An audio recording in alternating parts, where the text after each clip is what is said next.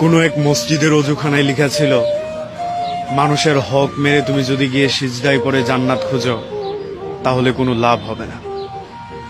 আমি লেখাটা দেখে হাসলাম এবং ভাবলাম, কত মানুষ মনে কষ্ট দিয়েছে, সেগুলো হিসেব করে যদি বদদুয়া দেই তাহলে হয়তো তাদের কপালে কোনোদিনও জান্নাত জুটবে না। জেনে না জেনে হয়তো আমিও মানুষের মনে কষ্ট দিয়েছি, কিন্তু যারা আমাকে ছেড়ে গিয়েছে কিংবা ঠকিয়ে দিয়েছে তাদের কাছে শক্ত পুক্ত কোনো প্রমাণ ছিল না, যেই কারণে আমাকে কষ্ট দিতে পারে, আমাকে দুঃখ দিতে পারে, আমাকে কান্না করাতে পারে। জীবন এমনই, তবুও আমরা জীবন ভালোবাসি, জীবনকে উদযাপন করি, এই জীবনকে আমরা লালন করি।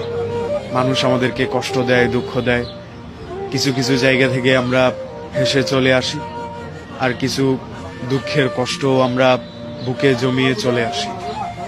এই দুঃখগুলো আমরা পেয়ে থাকি খুব কাছের মানুষ থেকে, খুব নিকটের কারো কাছ থেকে।